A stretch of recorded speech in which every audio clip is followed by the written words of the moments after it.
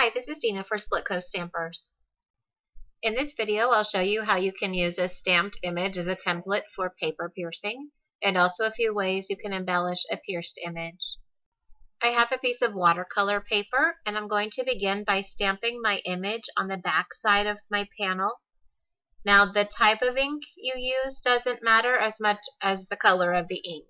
The first time I tried this technique, I stamped using black ink, and I thought I was going to go blind because I could not see the holes that I was piercing.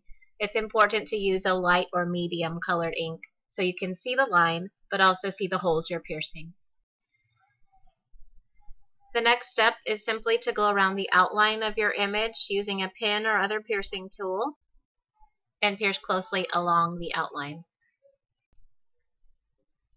You'll want to work on top of a foam pad so you protect your workspace.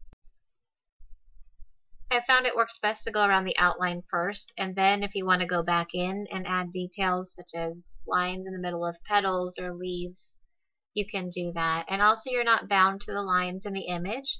If you want to add lines or details in other places that aren't in your stamp, you have the freedom to do that because essentially you're creating your own image on the other side.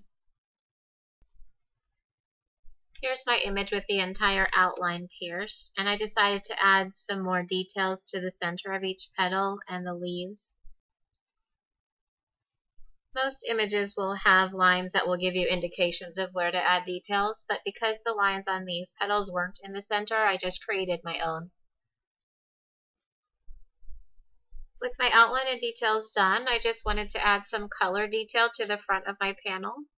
I'm just watercoloring with a few drops of dye re-inker, and I added a little bit of water to help the color smooth out and spread around a little better.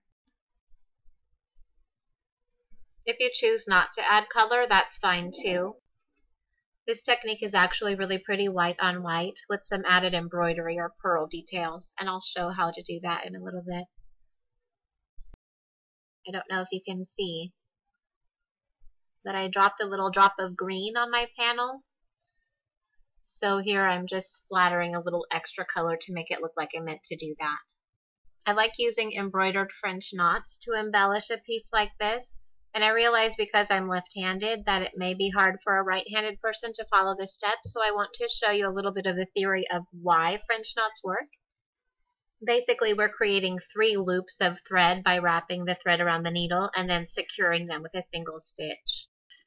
Paper doesn't have the same give as fabric does, so I like to start by piercing my holes first in the paper. You'll want your holes to be about 1/16 of an inch apart, and if you're starting on your pierced piece, you can use existing holes. I'm using 3 strands of embroidery floss, and I want to start by bringing the needle from the back of the piece to the front, and then securing the end with a piece of tape.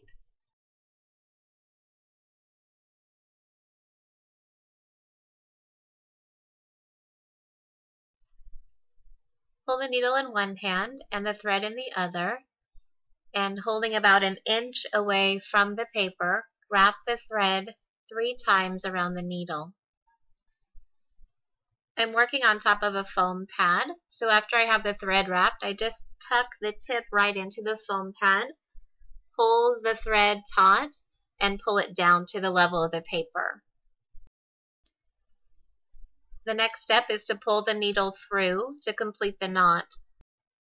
While you're doing that, you still need to keep a firm hold on the end of the thread, not so tight that you choke the needle, but not so loose that you lose your loops. Pulling the needle through can be a little bit tricky, so you may need to wiggle it or flip the paper over to get it through. This is why it's really helpful to have your second hole pierced beforehand. So now I'll begin those same steps on my pierced piece, bringing the needle through from the back side.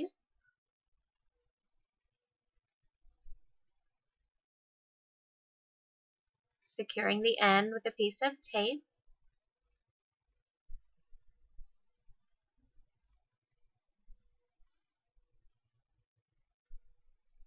Then on the colored side of my piece, I'll pierce an extra hole. Make sure you're working on a foam pad also for your piercing. Holding the thread about an inch away, wrap 3 times. Put the tip of the needle into the second hole. Pull the knot down to the paper. Holding the thread, pull the needle through.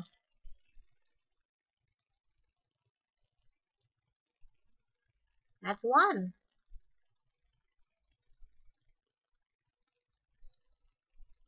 Woohoo! I'm piercing a second hole for a new knot. Once you're working on your pierced piece, you can use holes that are already in there. One more time, pulling through, hold an inch out, wrap 3 times, put the tip into the second hole, pull the knot down, hold the thread, then pull the needle through.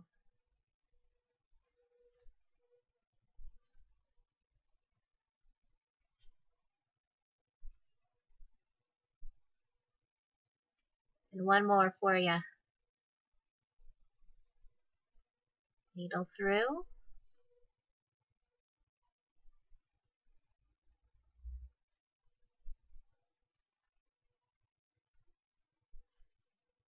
Pierce the second hole.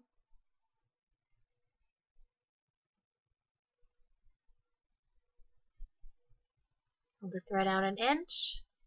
Wrap 3 times. Put the tip into your second hole. Pull the knot down. Hold on to the thread and pull the needle through. For your second hole, you can use holes that have been made for other knots. Just don't go back into the same hole or you'll pull your knot through. There's 3, and I'll go ahead and fill in the rest of this space. It took me about 20 knots to fill in this small space. So if you're not into learning a new skill today or you don't have the supplies, there are some other ways that you can fill in and embellish spaces on your pierced piece. Viva pearl pens are a great tool to use, or you could also use flat-backed pearls to fill in space and add dimension. Here's how I like to add pearls to my pieces. I just pick them up with the tip of a craft knife, place them where I want them, then use my finger to hold them in place while I pull the knife blade away.